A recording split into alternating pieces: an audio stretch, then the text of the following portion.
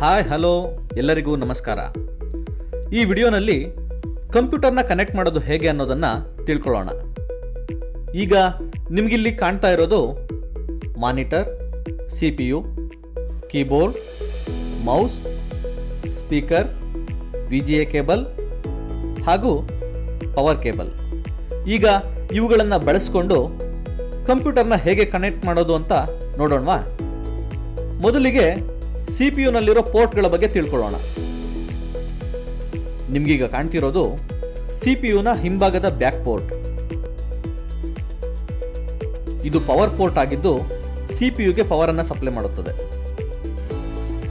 ಇವು USB ಪೋರ್ಟ್ಗಳು. ಈ ಪೋರ್ಟ್ಗಳಿಗೆ ಮೌಸ್, ಕೀಬೋರ್ಡ್, ಪ್ರಿಂಟರ್ ಮತ್ತು ಸ್ಕ್ಯಾನರ್ಗಳನ್ನು ಕನೆಕ್ಟ್ ಮಾಡಬಹುದು. ಇದು VGA ಪೋರ್ಟ್. ಇದನ್ನು ನಾವು ಡಿಸ್ಪ್ಲೇ, ಮಾನಿಟರ್ಗೆ ಕನೆಕ್ಟ್ ಮಾಡಲು ಬಳಸುತ್ತೇವೆ. ಆದರೆ ಈಗ ಬರುತ್ತಿರುವ ಕಂಪ್ಯೂಟರ್ ಅಥವಾ ಪ್ರೊಜೆಕ್ಟರ್ಗಳನ್ನು ಕನೆಕ್ಟ್ ಮಾಡೋದಕ್ಕೆ HDMI ಪೋರ್ಟ್ಗಳನ್ನು ಬಳಸುತ್ತಾರೆ. ಕೆಲವೊಮ್ಮೆ D ಪೋರ್ಟ್ಗಳನ್ನು ಕಂಪ್ಯೂಟರ್ ಕನೆಕ್ಟ್ ಮಾಡಲು ಬಳಸಬಹುದು.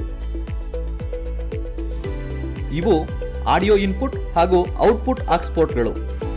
ಕೆಂಪು ಬಣ್ಣದ ಆಕ್ಸ್ ಪೋರ್ಟ್ ಅನ್ನು ಮೈಕ್ ಕನೆಕ್ಟ್ ಮಾಡಲು ಬಳಸಿದರೆ, ಹಸಿರು ಅಥವಾ ಕಪ್ಪು ಬಣ್ಣದ ಪೋರ್ಟ್ಗಳನ್ನು ಸ್ಪೀಕರ್ ಕನೆಕ್ಟ್ ಮಾಡಲು ಬಳಸುತ್ತೇವೆ. ಈಗ ನಾವು CPU-ನ ಮುಂಭಾಗದ ಫ್ರಂಟ್ ಪೋರ್ಟ್ ನೋಡ್ತಾ ಇದ್ದೀವಿ. ಇಲ್ಲಿ USB ಮತ್ತು ಆಕ್ಸ್ ಪೋರ್ಟ್ಗಳನ್ನು ಕಾಣಬಹುದು.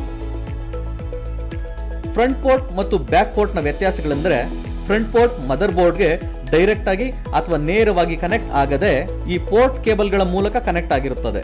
ಆದ್ದರಿಂದ ಈ ಪೋರ್ಟ್ಗಳ ಸ್ಪೀಡು ತುಂಬಾ ಕಡಿಮೆ ಇರುತ್ತದೆ. ಆದರೆ ಬ್ಯಾಕ್ ಪೋರ್ಟ್ ನೇರವಾಗಿ ಮದರ್ ಬೋರ್ಡ್ಗೆ ಕನೆಕ್ಟ್ ಆಗಿರುತ್ತದೆ. ಈಗ ಸಿಸ್ಟಮ್ ಕನೆಕ್ಷನ್ ಮಾಡೋದನ್ನ ಪ್ರಾರಂಭಿಸೋಣ.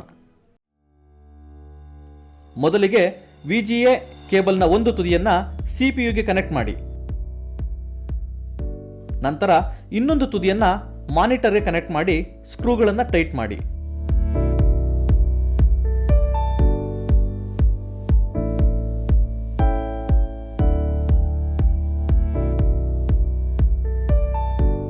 ಮೌಸ್ ಮತ್ತು ಕೀಬೋರ್ಡ್ಗಳನ್ನು CPU-ಗೆ ಕನೆಕ್ಟ್ ಮಾಡಿ.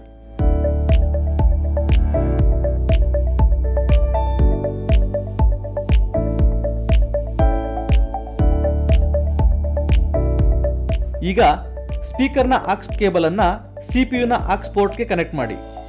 ಒಂದು ವೇಳೆ USB ಪವರ್ ಪ್ಲೇ ಸಪ್ಲೈ ಇದ್ದರೆ USB ಪೋರ್ಟ್ಗೆ ಕನೆಕ್ಟ್ ಮಾಡಿ. ಈಗ ಒಂದು ಪವರ್ ಕೇಬಲ್ನ CPU-ಗೆ ಕನೆಕ್ಟ್ ಮಾಡಿ, ಮತ್ತೊಂದನ್ನ ಮಾನಿಟರ್ಗೆ ಕನೆಕ್ಟ್ ಮಾಡಿ.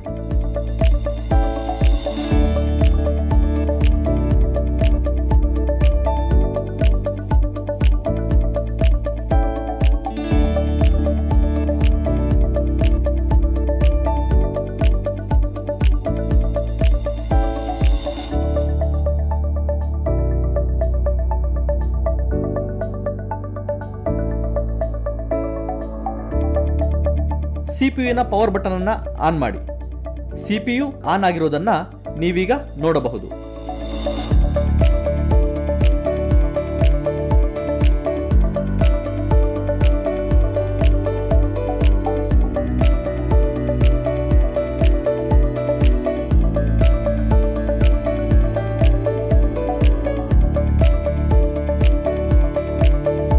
ನೀವೀಗ ನಿಮ್ಮ ಸಿಸ್ಟಮ್ ಅನ್ನ ಬಳಸಬಹುದು. ಇಲ್ಲಿವರೆಗೂ ನೀವು ಸಿಸ್ಟಮ್ ಅನ್ನ ಕನೆಕ್ಟ್ ಮಾಡೋದು ಹೇಗೆ ಅಂತ ತಿಳ್ಕೊಂಡ್ರಿ. ಸಿಸ್ಟಮ್ ಆನ್ ಆದ ನಂತರ ಒಂದು ವೇಳೆ ಮಾನಿಟರ್ನಲ್ಲಿ no connection, no signal, no input ಅಂತೇನಾದರೂ ಕಾಣಿಸಿದ್ರೆ ನೀವು VGA ಕೇಬಲ್ನ ಸರಿಯಾಗಿ ಕನೆಕ್ಟ್ ಆಗಿದೆಯಾ ಅಂತ ಒಮ್ಮೆ ಚೆಕ್ ಮಾಡಿ. ಲೂಸ್ ಇದ್ರೆ ಸ್ಕ್ರೂಗಳನ್ನು ಟೈಟ್ ಮಾಡಿ. ಆಗ ನಿಮ್ಮ ಡಿಸ್ಪ್ಲೇ ಆನ್ ಆಗುತ್ತದೆ. ಒಂದು ವೇಳೆ ನಿಮ್ಮ ಮೌಸ್ ಮತ್ತು ಕೀಬೋರ್ಡ್ ವರ್ಕ್ ಆಗ್ತಾ ಇಲ್ಲ ಅಂದ್ರೆ USB ಕನೆಕ್ಷನ್ ತೆಗೆದು ಮತ್ತೆ ಸರಿಯಾಗಿ ಹಾಕಿ, ಅಥವಾ ಬೇರೊಂದು ಪೋರ್ಟ್ಗೆ ಕನೆಕ್ಟ್ ಮಾಡಿ. ಮೌಸ್ ಕೆಳಗಡೆ ಲೈಟ್ ಬರ್ತಿದೆ ಅಥವಾ ಕೀಬೋರ್ಡ್ನ ಕ್ಯಾಪ್ಸ್ ಲಾಕ್ನಲ್ಲಿ ಲೈಟ್ ಬರ್ತಿದೆ ಅಂದ್ರೆ ಕೀಬೋರ್ಡ್ ಮತ್ತು ಮೌಸ್ ವರ್ಕ್ ಆಗ್ತಿದೆ ಅಂತ ಅರ್ಥ.